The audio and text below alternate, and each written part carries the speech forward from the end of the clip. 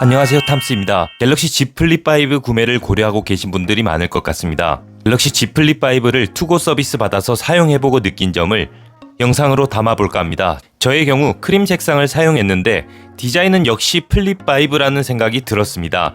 이번에 외부 화면의 디스플레이가 늘어나면서 전면 색상도 블랙으로 통일되고 디자인 포인트가 줄어들어 별로이지 않을까 했는데 기우였습니다.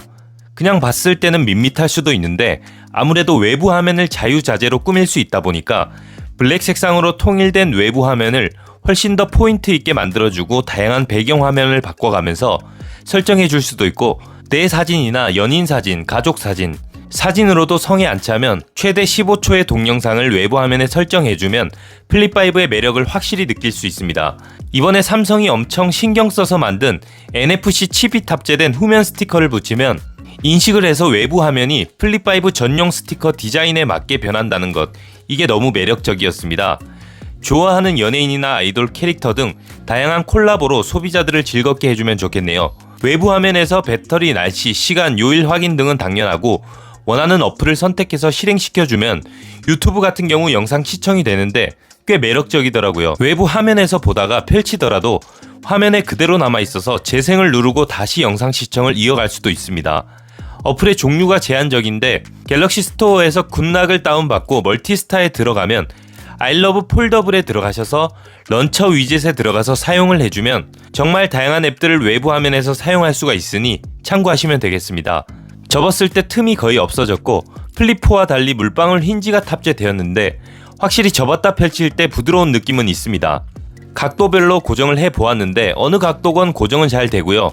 30도 이하의 각도까지 접으면 자동으로 닫히더라고요. 물방울 힌지를 처음으로 도입했는데 이 정도면 괜찮은 것 같습니다. 아마 세대를 거듭하면서 더 견고해지지 않을까 그런 생각이 드네요. 다음은 성능도 살펴볼게요. 플립5는 폴드나 S시리즈와 달리 내부 공간이 한계가 있어서 베이퍼 챔버가 탑재되기 힘든 구조입니다. 그래서 상대적으로 불리한 조건인데 긱벤치 6를 돌려봤는데요. 1회차 점수 싱글코어 2027점, 멀티코어 5278점이고 2회차가 싱글 1991점, 멀티코어 5123점, 3회차는 싱글 1890점, 멀티코어 5053점으로 확실히 회차를 거듭할수록 싱글코어와 멀티코어의 점수가 소폭 낮아지는 모습입니다. S23 울트라 긱벤치 6 점수를 보면 플립5보다 소폭 낮긴 한데 미세한 점수 차이가 나고 2회차, 3회차 점수는 이런 식으로 나옵니다. 계속 하락하지는 않고 왔다 갔다 하는 모습인데 플립5와 S23 울트라의 AP가 동일하니까 거의 비슷한 모습이죠.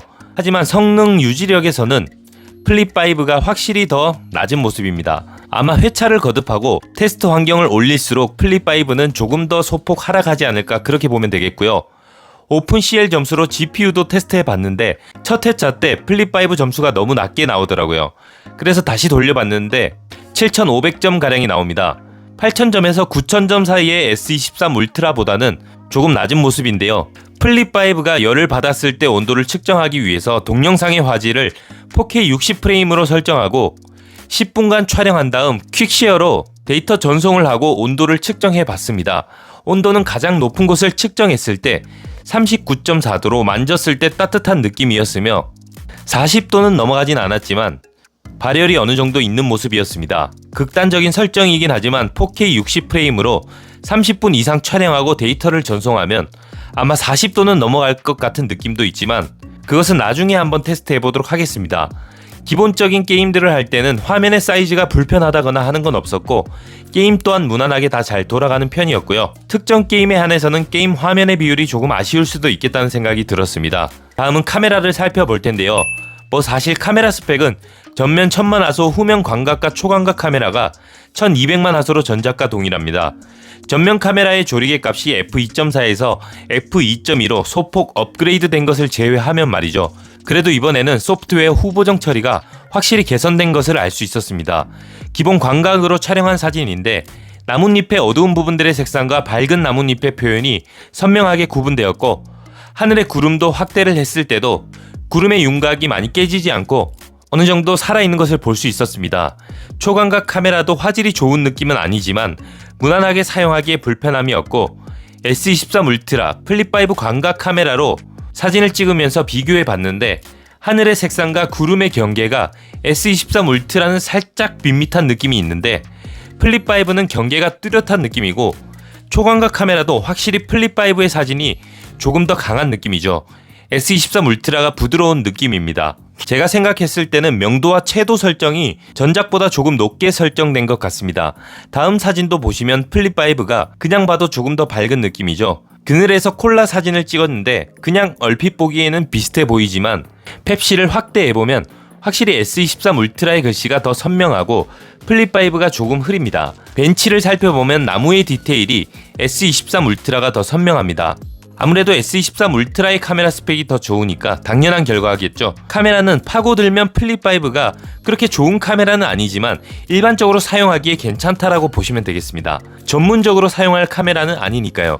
그리고 배터리의 경우 전작과 용량은 동일한 3700mAh인데 스냅드래곤 HN2가 탑재되어 사용시간이 1시간 늘어났다고 합니다.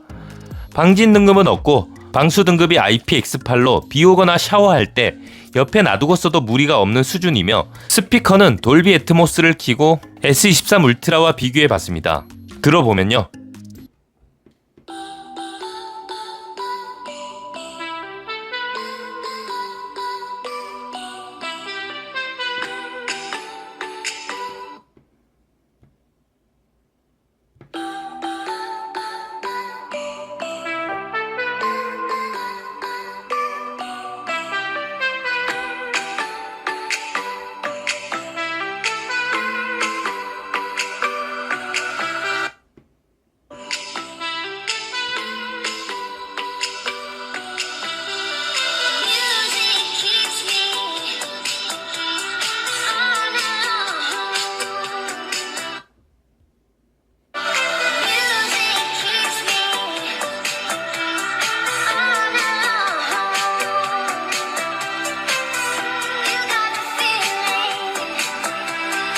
S23 울트라의 스피커가 조금 더 좋은 것 같지만 플립5의 스피커 또한 꽤 괜찮은 수준이라고 보면 될 것 같습니다. 가장 중요한 가격의 경우 139만원으로 전작보다 4만원가량 올랐습니다. 크게 오른 것은 아니지만 폴더블이 저렴한 폰은 아니기에 조금씩이라도 내리면 좋을 텐데 오른 것은 아쉽네요.